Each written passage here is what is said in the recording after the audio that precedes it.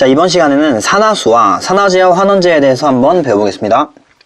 일단 산화수가 무엇이냐? 산화수는 어떤 물질이 있을 때 그 물질에서 각 원자가 어느 정도 산화되었는지를 나타내는 가상적인 전하래요. 우리가 산화 환원에 대해서 배울 때 어떤 물질은 단순하게 산화가 됐고 어떤 물질은 환원이 됐다. 그러면은 그 산화가 얼마나 되는지 모르잖아요. 그래가지고 그런 거를 수치로 나타내 보겠다 하는 게 산화수인 거죠. 그래서 이 산화수를 간단하게 생각하는 방법은 누가 전자를 몇 개 뺏겼고 몇 개 가져왔냐 이거예요. 그래서 만약에 전자를 1개 뺏겼으면은 산화수가 플러스 1인 거고 전자를 1개 얻었으면은 산화수가 마이너스 1인 거죠. 그래서 이런 식으로 생각하면 돼요. 그래서 이제 이온결합 물질에서 산화수는 어떻게 표시를 하냐면은 그냥 간단하게 그 물질을 구성하고 있는 각 이온의 전하를 구해주면 돼요. 무슨 소리냐? NaCl이 있어요. 여기서 Na는 Na 플러스이고 그리고 Cl은 Cl 마이너스이죠. 그렇다면 Na 플러스는 전자를 하나 잃은 거죠. 그래서 플러스 1이 되고 Cl 마이너스는 전자를 하나 얻은 거죠. 그래서 마이너스 1이 된다. 근데 이제 문제는 공유결합 물질에서 생겨요. 공유결합 물질은 전자를 정확하게 1개 얻고 아니면 1개 뺏기고 이런 게 없잖아요.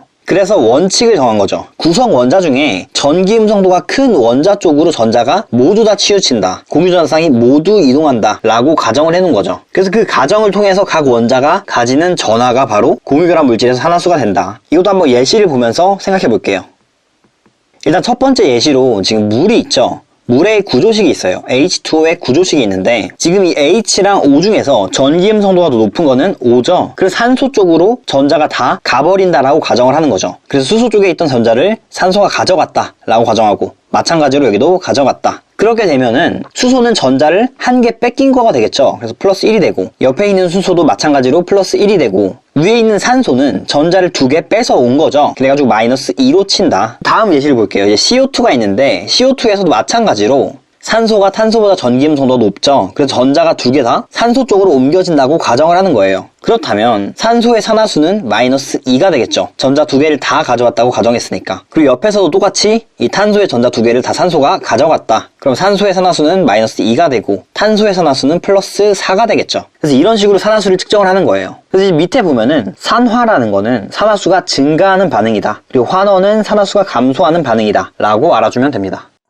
그리고 이제 산화수를 정하는 규칙에 대해서 볼 거예요. 그런데 이 부분을 정말 어려워하시는 분들이 너무 많아요. 그런데 지금 이 한 페이지 안에 있는 내용들만 잘 외워주면은 아무 무리 없이 거의 모든 문제를 풀 수 있으니까 필기할 내용이 있으면 필기하면서 봐도 좋을 것 같아요. 일단 첫 번째로 호전소 물질을 구성하는 원소의 산화수는 0이다. 호전소 물질은 말 그대로 원소가 1개밖에 없는 물질이죠. 그래서 H2, O2 아니면은 철 이런 식으로 존재를 할 때 얘네들의 산화수는 다 0이 될 수밖에 없다. 왜냐면은 전자를 누군가나 잃거나 얻지 않죠. 왜냐면은 같은 원소끼리 결합했으니까 전기음성도도 똑같을 거고 그러면 전자가 어디를 치우치는 정도가 없겠죠. 그래서 산화수는 0이다. 그 다음으로 다원자 이온은 각 원자의 산화수의 합이 그 이온의 전하와 같다. 이거는 제가 암기해야 하는 다원자 이온을 몇 개 정리해 드릴게요. 일단 여기에 나와 있는 5개 정도는 꼭 외워주셔야 되고요. 이 다원자 이온들 같은 경우에는 이렇게 NH4 플러스가 있으니까 이 N과 H의 산화수를 다 더해야 플러스 1이다 라고 알아주면 되고 또 오른쪽에 이제 CO2 같은 경우도 C와 O의 산화수를 모두 더하면 마이너스 2가 나온다. 이런 식으로 생각해주면 된다는 거예요. 그리고 이제 3번을 볼게요. 3번에서 화합물에서 각 원자의 산화수의 합은 0이다. 저런 식으로 이온이 아닌 이상은 화합물의 산화수의 합은 0이 된다. 예를 들어서 H2O를 볼게요. 화합물이죠. 여기서 수소는 플러스 1이고 산화수가 그 플러스 1자리가 지금 2개 있으니까 산화수의 합은 플러스 2가 되고 그래서 산소의 산화수는 마이너스 2가 돼요. 그래서 이렇게 합치면은 0이 된다는 특성이 있죠. 그 네 번째로 화합물에서 1족 금속 원자의 산화수는 플러스 1 그리고 2족 금속 원자의 산화수는 플러스 2 1족 금속 원자들은 전자를 1개밖에 못 잃으니까 산화수가 플러스 1이 되고 2족일 때는 플러스 2가 된다. 그래서 예를 들어서 NaCl이 있는데 NaCl에서 Na는 1족 원소죠. 그러니까 플러스 1이고 그럼 Cl은 자동적으로 마이너스 1이 되겠죠. 그 5번째로 화합물에서 플루오린의 산화수는 마이너스 1이다. 플루오린은 전기음성도가 가장 높은 원소예요. 그래서 전자를 무조건 뺏어올 수밖에 없는 거죠. 예시를 보면은 지금 이렇게 있는데 플루오린은 산화수가 무조건 마이너스 1이니까 플루오린 마이너스 1 그러면 리튬은 플러스 1이 되는 거죠. 그리고 리튬은 1족 원소니까 플러스 1이 맞죠. 그럼 다음으로 플루오린에서 이제 마이너스 1이고 마이너스 1이 지금 2개가 있죠. 그럼 마이너스 2가 되는 거예요. 총합이. 그럼 산소는 자동적으로 플러스 2가 된다. 그리고 지금 보시면 알겠지만 산소가 같은 산소임에도 불구하고 여기서는 플러스 2이고 여기서는 마이너스 2죠. 그래서 산화수를 구하는 순서가 굉장히 중요해요. 그래서 이거를 잘 몰라가지고 많은 학생들이 산화수를 어려워하는 건데 이거를 꼭 써놓고서 암기를 해가지고 이제 풀어줘야지 문제가 훨씬 더 잘 풀릴 거예요. 그래서 제가 정해주는 대로 이 순서대로만 무조건 산화수를 구하는 거예요. 그 첫 번째는 금속의 산화수를 먼저 봐야 돼요. 그런데 원자번호가 20 이하일 때, 왜 원자번호가 20 이하이냐? 원자번호 20 이하만 우리가 외우고 있죠. 그러니까 뭐가 1족이고 뭐가 2족인지 알 수 있는 거예요. 그리고 플루오린도 마찬가지로 첫 번째로 바로 구해주면 돼요. 플루오린은 전기음성도가 가장 높으니까 무조건 마이너스 1이 된다. 무조건 전자를 한 개 뺏어오는 애다. 그리고 두 번째로 구해야 되는 거는 수소예요. 수소 같은 경우는 플러스 1로 해주면 되고요. 그리고 세 번째로는 산소. 산소는 마이너스 2가 되면 돼요. 그런데 만약에 화합물에 금속이나 수소가 있으면은 산소는 마이너스 2가 아니라 다른 값이 될 수도 있는 거죠. 그래서 순서대로 구하는 게 중요한 거예요. 그리고 네 번째로 할로젠 기체는 마이너스 1이 된다. 할로젠 기체는 17족 원소들이잖아요. 그래서 마이너스 1이 되겠죠. 그 다음에 이제 나머지를 해주면 되는 거예요. 그리고 이제 제가 예시를 보면서 한번 같이 어떻게 하는지 알려드릴게요. 이제 이 예시들의 산화수를 구해볼 건데 순서대로 구해야 돼요. 일단은 첫 번째 예시 H2O가 있는데 산화수를 구하는 순서에서 수소가 2번에 산소보다 먼저 있었죠. 그러면 수소에다가 플러스 1을 써줍니다. 그 다음에 플러스 1이 지금 2개 있죠. 그래서 산화수의 합은 플러스 2이고 그렇다면은 화합물의 산화수의 합은 0이 돼야 되니까 산소는 마이너스 2가 된다. 그 다음에 H2O2 여기서도 마찬가지로 수소를 먼저 정해주죠. 그래서 수소는 플러스 1이고 플러스 1이 2개 있으니까 합은 플러스 2이고 그런데 산소도 2개 있죠. 그러면은 이 플러스 1을 2개로 나눠줘야 되는 거죠. 그래서 마이너스 1이 된다. 그래서 지금 차이가 보이죠? 지금 차이가 산소의 산화수가 차이가 보여요.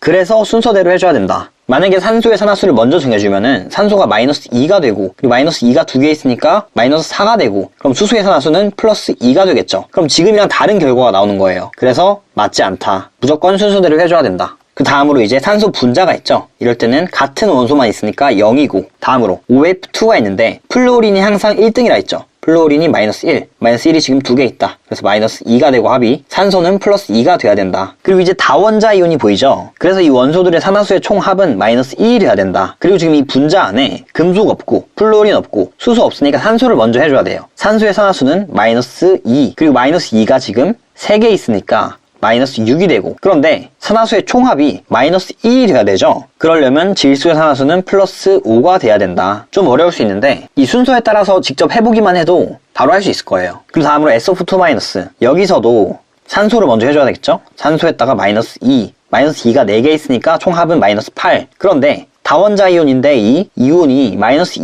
이온이니까 총합이 마이너스 2가 돼야 돼요. 그러면 황에 플러스 6이 나오면 되겠죠. 이런 식으로 구해준다. 그리고 다음으로 리튬이 보이죠? 리튬은 원자번호 20번 이하의 금속이죠. 그러면은 1족 원소라는 걸 알기 때문에 플러스 1이다. 그러면 수소는 마이너스 1이다. 그리고 MgO가 있죠. Mg는 2족 원소죠. 플러스 2고 그 다음에 산소 마이너스 2가 된다. 이런 식으로 구해주면 되는 거예요. 실제로 연습을 한 번만 해보면은 다 머릿속에 익힐 수 있을 거예요.